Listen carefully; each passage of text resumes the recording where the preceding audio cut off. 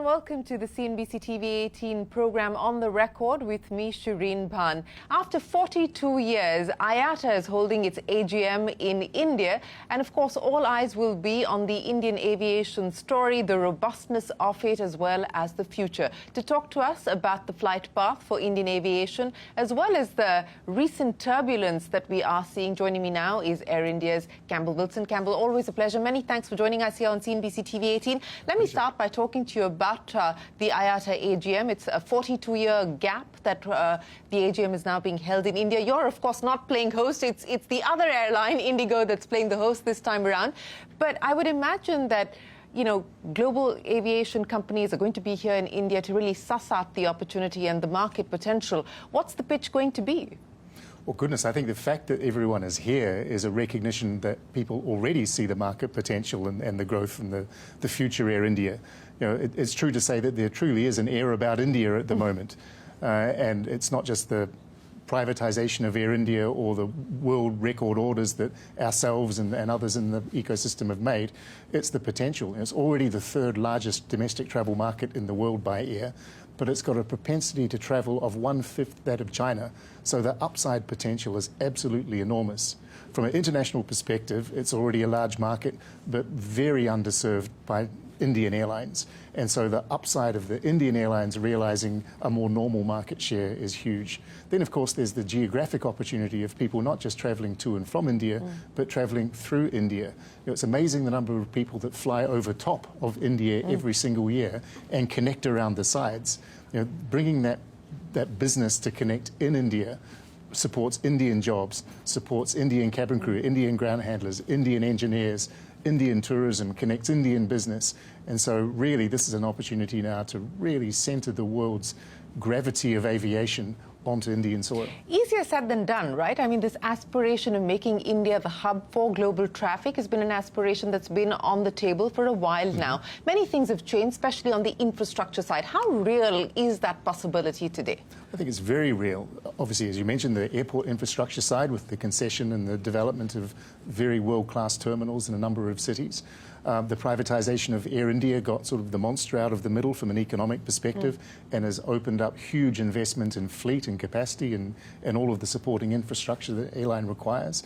We've seen improvement with things like DigiYatra. If we see that extended to the international market, it makes transit travel much more convenient and people coming into India able to have a much smoother experience than they might have done in the past. There's clearly a lot more that can be done. If we look at other competing hubs around the world, you know, they've taken another step forward with respect to convenience and customer service. But the good news is that they have done it. It's an example for us to learn from, bring back, apply here, and there's no reason why India cannot and enjoy the benefits thereof. You know, just for the perspective of our viewers who are watching this, where do we currently find ourselves in this opportunity that you speak of? What is India's share of global traffic going through India? And what is the headroom for growth? I mean, what should we aspire for over the next 5 years? Well, look, the reality is it's very, very low at the moment. Air India, despite being 92 years old and carrying the national name, really only flies to 40-something destinations around the world, 42 at the moment. Countries with much, much smaller population base fly to double, triple that number. India should be able to support well more than 100 non-stop destinations by Indian carriers. So that then allows for connectivity between those flights. We have most recently started to restructure our network so that people travelling from Europe to Australia can connect within a couple of hours at Delhi. In the past, they used to take 12 or 18 hours to connect. And as a consequence of these changes, we've seen a number of international connecting passengers go from basically zero to about 10% of our load in the last 3 years. Okay. For India, the great thing is that it's a nice to have, not a must have. We're always going to have huge traffic to and from India. We can augment it with people transiting across India, which allows us to add more spokes to our network, more frequency to the network, provide more choice for Indian travellers, and also then provide more employment for Indian people and businesses. So the upside really is enormous because we're only scratching the surface at the moment. Well, speaking of the upside, you know, your aspiration to be an Indian airline with the Indian heart but servicing global markets, and you talked about 40-odd international destinations. I would imagine that aircraft delivery continues to be the key constraint. What should we realistically then expect in terms of expansion of your international operations? So over the past 3 years, Air India has gone from less than 100 operating aircraft to more than 300. We've increased the international footprint by 25%. So there has been some significant progress already. That was largely from aircraft that had already been manufactured that were able to get at short notice. What we're now waiting for is the first of the 470 aircraft that we had purchased that are being manufactured for us to start being delivered in earnest, and that is going to happen in 2026 and beyond. That is when the next step change in our expansion will take place, particularly internationally, because it will see a more than doubling of our wide-body aircraft fleet from 70 to well over 140. And so that really will allow us to connect the far-flung destinations of the world, North America, Europe, Australasia, and of course more into the Middle East and Africa, and really offer for the first time a true international network of density and breadth from India, and not just from Delhi, obviously from Mumbai, from Bangalore, and there are many other opportunities as well. Well, so we have to wait for 2026, but let me get an update from you on where things currently stand as far as your discussions with both Boeing as well as Airbus are concerned. There were reports suggesting that because of the back and forth between the US and China on tariffs, that there was going to be at least 10 aircraft available for Air India, and potentially Air India Express was talking to Boeing for that. Is there any progress on that? Well, I think relations have normalized a little bit between the US and China, so we don't see the opportunity quite so open as it might have been. Maybe that's a good thing for the world, not necessarily a good thing for us. But clearly the pace of expansion is contingent on the speed of deliveries and whether they're line fit or made available from others. We continue to pursue all opportunities. We're always talking to the manufacturers about what might become available. So if the China 10 aircraft that was on the table is no longer on the table, what visibility do you have, both from Boeing as well as Airbus? Last time we spoke about the delays. Has there been any improvement in the supply chain issues that both manufacturers were facing, which gives you more clarity on what the delivery schedule is likely to be? Yeah, so there has been improvement in the supply chain, and there's many parts of the supply chain, whether it's seats, engines, fuselage components, other components on an aircraft. So I think we've seen improvement across the board in all of those areas.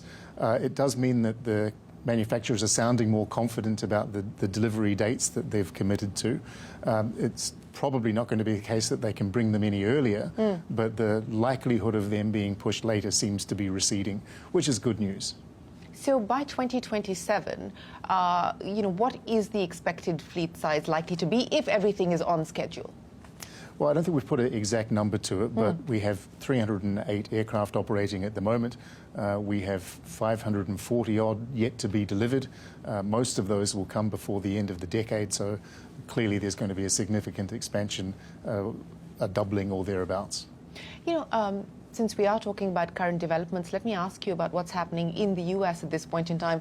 We've seen a double-digit decline in international arrivals, 15% lower from the UK, 20+% lower from Germany, Canada, similar story, South Korea, similar story. What does it look like from India at this point in time in terms of Indian traffic to the US? Are you seeing a visible decline? At this juncture, no, but there are a lot of moving parts.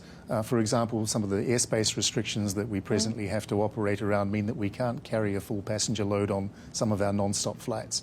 And so that has had an impact on the number of people we're able to uplift, which is completely independent than any concern about economics or immigration or tariffs. So because there are so many moving parts, we can't isolate any one thing.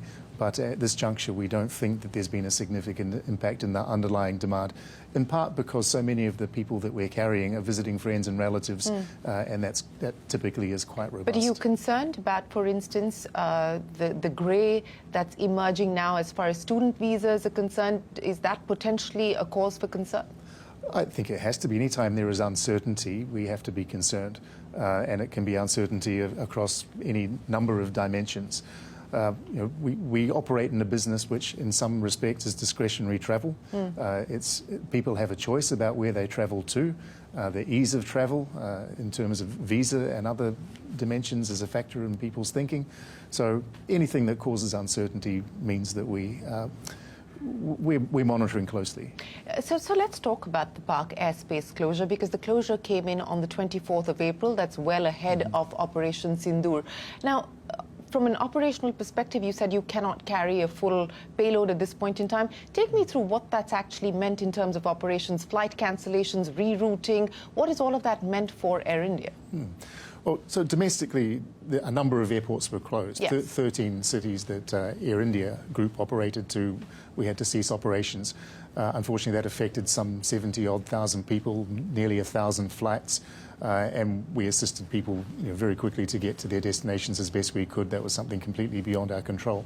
On the international side, once the airspace was closed, we needed to take a different route. And that meant longer flying times to Europe and to North America. And in some cases for North America, it meant having to make an en route refueling stop in order to reach the destination. We adjusted to that very quickly. I think we managed to minimize the disruption to customers quite well.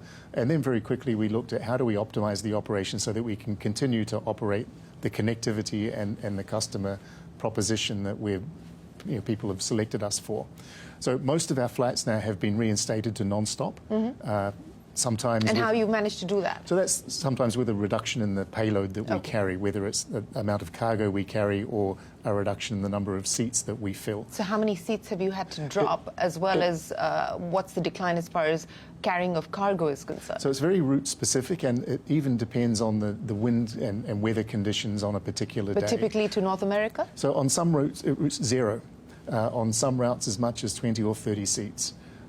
But 20 or 30 seats? Yes, so it is significant, but the point is that we've been able to sustain non-stop service, which is the key reason that people are flying us, the key competitive proposition. On a couple of routes, we are taking an en route refueling stop. That's typically a very short refueling stop of 45 to 60 minutes, certainly much shorter than it would typically be if you got off an aircraft, did a transit experience and got on another one. So I think the elapsed time remains very, very competitive, but it's just not quite as convenient as it was before, so therefore a little bit frustrating for the consumer, clearly a little bit frustrating for us, and obviously it adds cost to the operation. I'll get to the cost part in just a second, but have you had to cancel any flights? Are you re-looking at some of the destinations that you're flying to on account of the closure?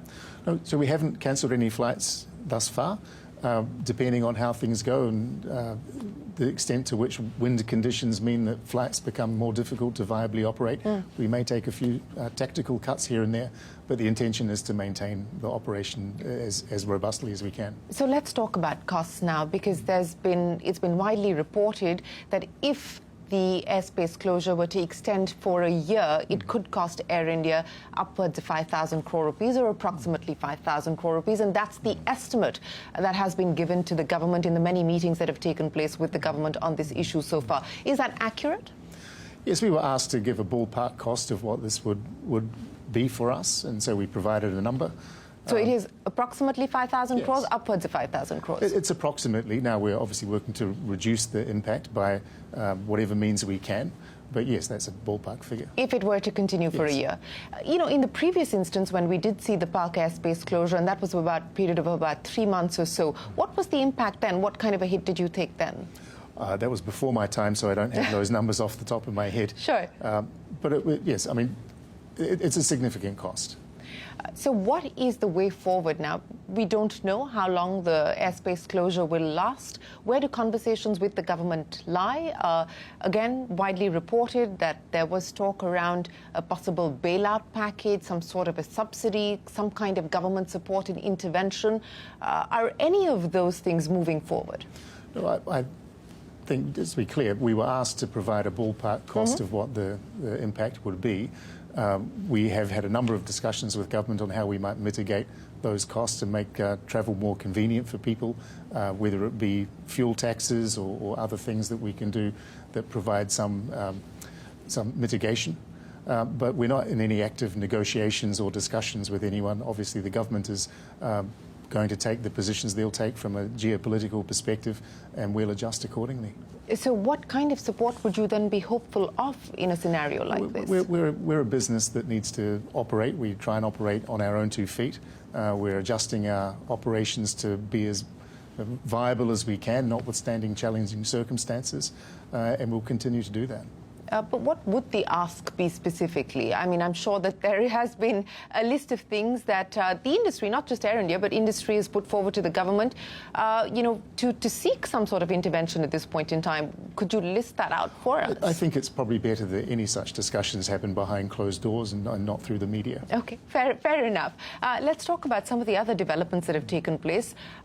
There has been the revocation of the security clearance for the ground handling operator Chelobee, and that has impacted operations across 8 or 9 airports at this point in time. Have you seen that impact operations for you specifically?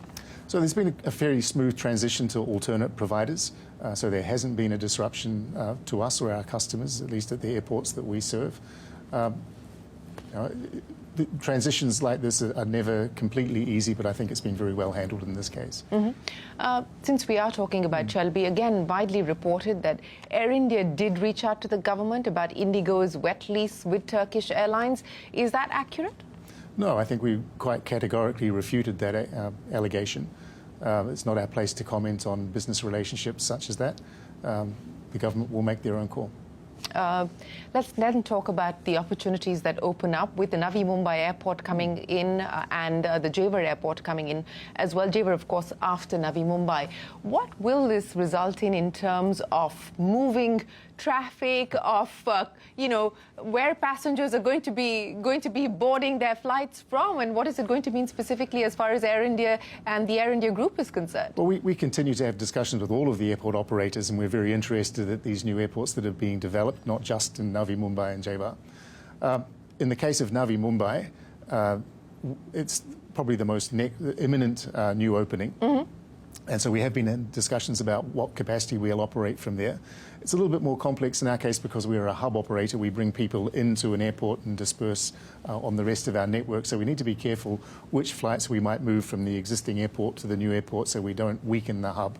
But clearly we want to be present in Navi Mumbai. It's a good airport, it's a good geography, it will have its own catchment. And so we'll be making some announcements to that effect relatively soon.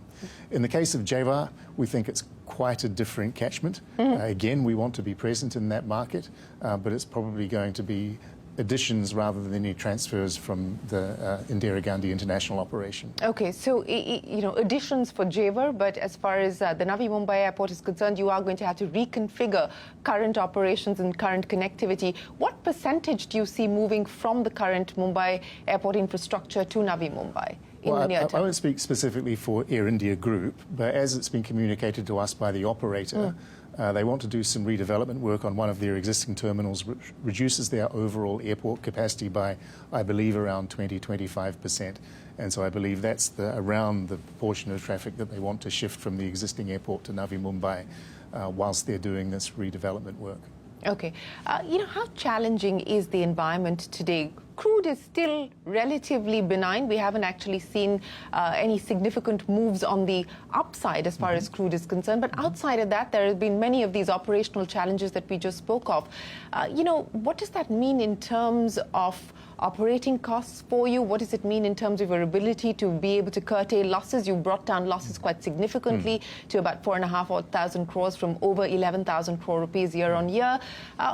All of this impacts your ability to cut losses? Well, I mean, we're very happy to see a marginal reduction in the price of fuel. It's about 40% of our cost, so it is significant. We continue to make good progress in improving revenues. We've more than doubled revenues in the last couple of years. We've tripled cargo revenues over the past 3 years. And in terms of costs, we've put a lot of investment into the business to improve premises, product, IT systems, whole gamut of things. That will take a while to pay off, and we sized that investment to support an airline that is much larger than the one we have today.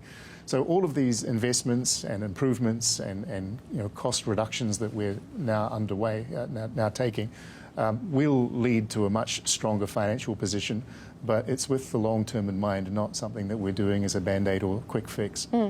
But on the cost reduction side, I mean, is there room for you to be able to bring down costs even further, especially with the use of technology and what you've been able to do on that front? How much more can you eke out in terms of cost? I think we can make quite significant progress on cost reduction. there's a story that needs to be told here, because when we took over Air India, it had suffered from many decades of underinvestment in aircraft and systems and premises and product and support infrastructure. And it was a business that was in quite a significant risk of collapse.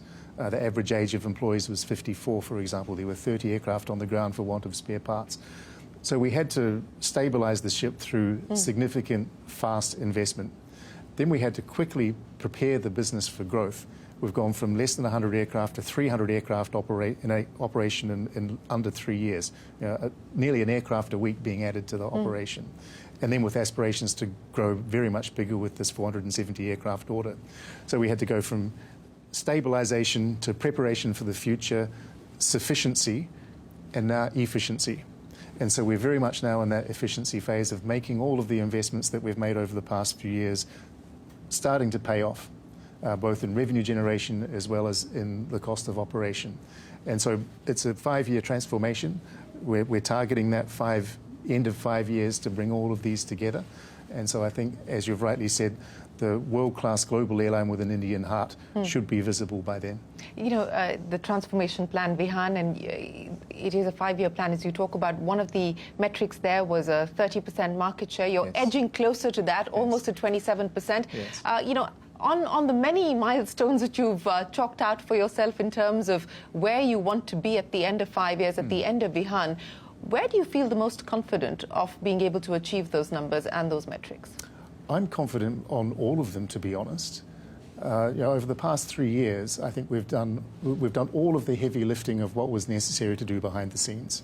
Merging of the 4 airlines, upgrading the physical premises, upgrading completely the IT infrastructure, onboarding 15,000 new staff with new skills and capabilities, 6,000 staff leaving us mostly voluntarily. Improving the service proposition, improving the operations, our commercial capabilities, our HR capabilities. And the evidence is really starting to show.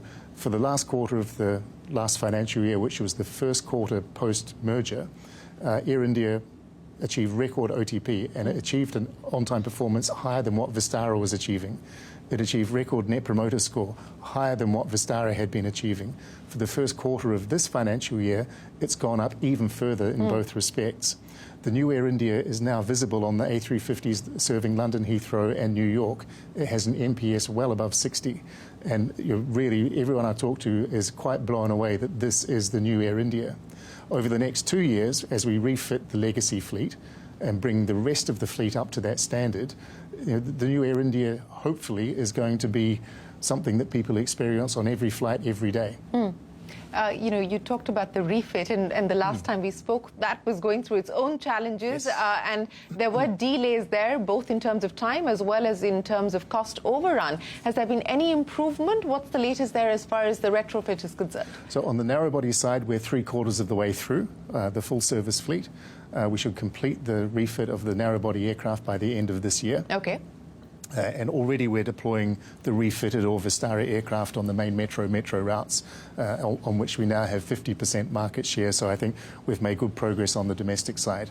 On the wide-body side, which serve the long-haul international routes, about 35% of the aircraft have been upgraded. The first of the legacy aircraft goes into the hangar next month to undergo a complete refit. Once that aircraft is certified by October or so this year, we'll be able to put 2 or 3 aircraft every month through the refit program until all are complete. That will take until 2027 or thereabouts, but we have good line of sight now, good confidence, and really it's a mechanical process to bring things to closure.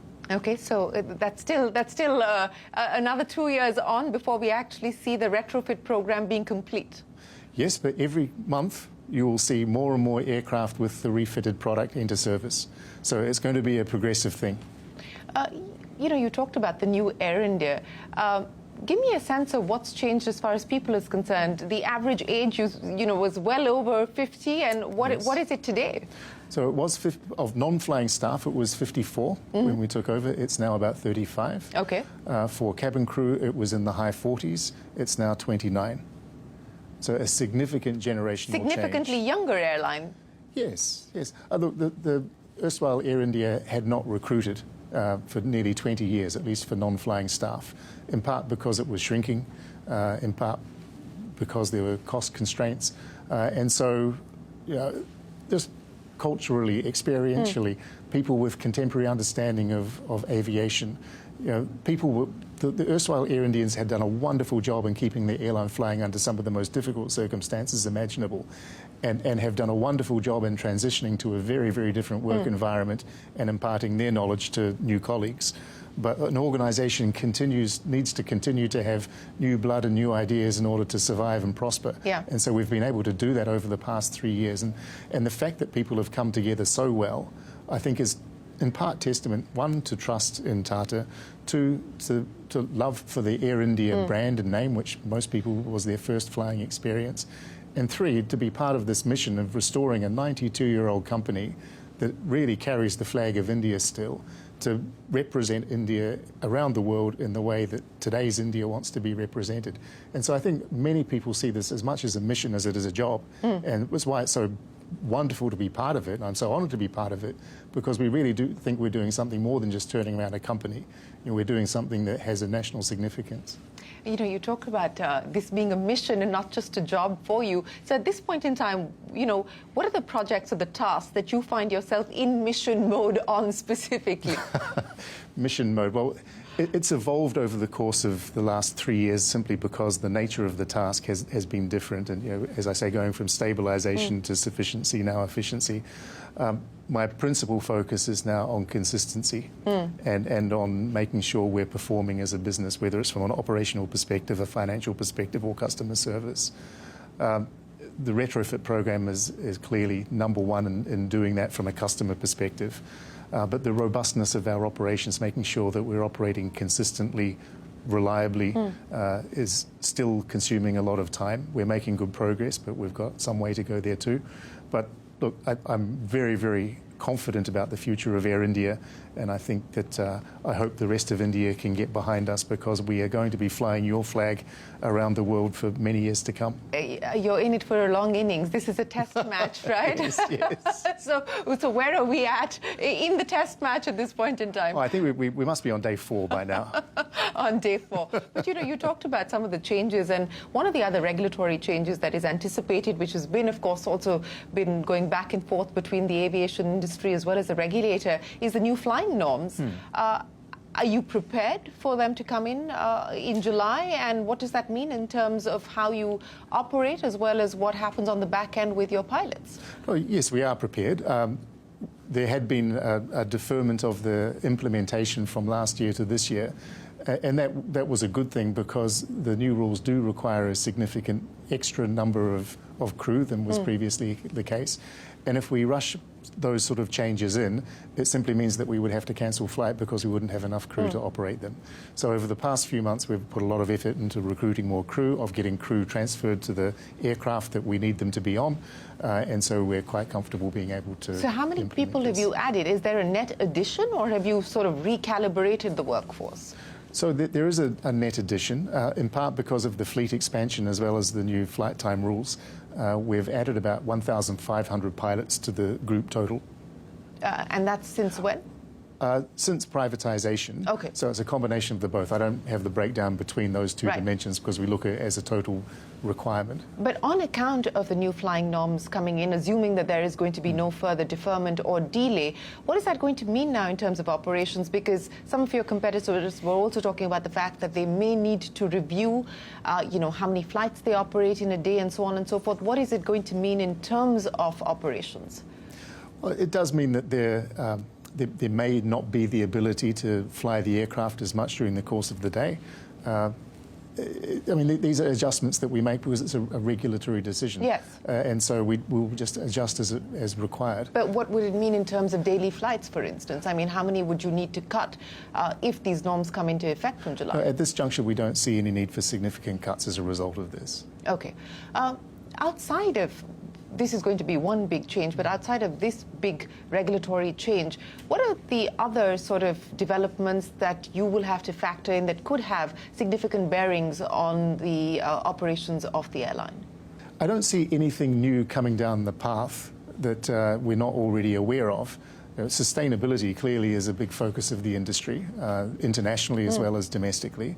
We've got our plans in place to be compliant and to consume more sustainable aviation fuel, in addition to deploying more fuel-efficient aircraft. There are some changes we would like to see with respect to taxation and the way taxation is applied on, say, operating leases. The hike in user development fee across the big airports, is that likely to be a dampener? Are you worried about that? Anything that adds cost to travel, clearly at the margin, means that there might be less of it. But this is a regulated process. We are consulted during the regulation of user charges. We might not like the outcome of those, but... is it too high, you think? You ask an airline, of course it's too high. Of course it's every cost that we incur is too high. Ultimately it has to be... But do you believe that this could impact traffic? Well, as I say, at the margin it does. We operate in a business where airlines operate with very low margins. And so we pass on most of the cost increase to the consumer. And the consumer will decide whether that cost is acceptable to them. And so the higher that cost, clearly the more impact is going to be on people's choice whether or not to fly. So we very much think that we need to be very much focused as a country and as an industry and as a company on making travel as easy and as cost effective as possible, because air travel particularly is a multiplier of so much else. It's a multiplier of employment, whether it's directly with us. It's a multiplier of employment through the connectivity of business. It's a multiplier of tourism. All of the support infrastructure that sits around aviation is stimulated by scale, which is driven by customer flows. We really think that aviation is something to be encouraged because it has such a multiplier effect and is such a catalyzer of so much else. Yes, it does have a multiplier effect, but in terms of demand at this point in time, I mean, we are in summer season, so what is it looking like? Is it holding up? What's the expectation? Yes, it is. It's holding up. I think we're quite confident about the next few months, at least from an international perspective. Domestically, travel sentiment did take an impact because of the recent conflict, but we do see it starting to come back. So, by and large, we think that we should be able to revert back to the secular trend of significant growth. India is a very fast-growing aviation market, typically 8 to 10% increase per year. And as more and more people enter the sort of economic stage of being able to fly by air, we're going to see a dramatic improvement further. Because if you look at, compared to China, India has a propensity to travel by air 1/5 the level of China. So even though India is already the third largest domestic air travel market in the world, it has headroom for just so much more, which is why we are so confident and hence why we've made such large aircraft orders. You talked about the conflicts. I want to go back to the 24th of April when the airspace closures came in, and of course, the 7th of May for Operation Sindoor. Explain to us what it must have been like for you and your team to be able to keep operations up and running. And, this is you're up in the air. There are things that are changing virtually even while aircrafts are flying.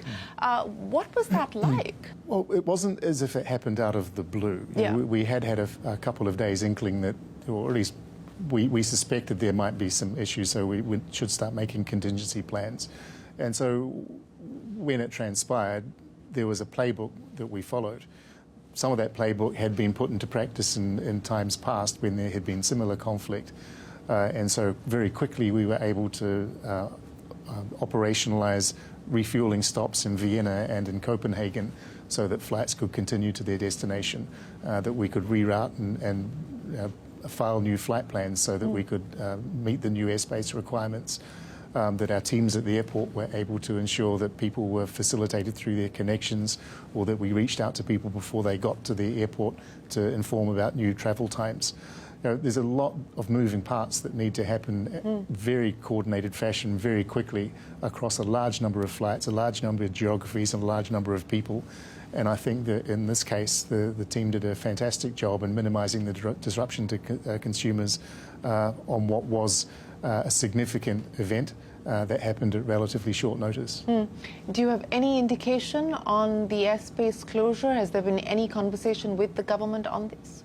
So we continue to be in close contact. At the moment, we're continuing to plan our operations on the basis of a closure. We're going to remain nimble, though, because things could change quickly, as we've seen. But at the moment, we continue to operate most of our flights to North America and Europe on a non-stop basis, a couple with refueling stops, and we'll hopefully be able to restore more to non-stop as months progress. Campbell, the profitable flight path, we talked about cost reduction and you being in the efficiency phase at this point in time. By when do you believe you're going to be close to being profitable, being a global profitable airline? You ask me this question every time, and every time I don't give you a straight answer. I think we've made very good progress on the full-service carrier side. The low-cost carrier has ingested a huge amount of capacity over the past couple of years. It's gone from 25 aircraft to, I think, 180 aircraft as we speak today. So that's obviously going to take a little bit of time to digest.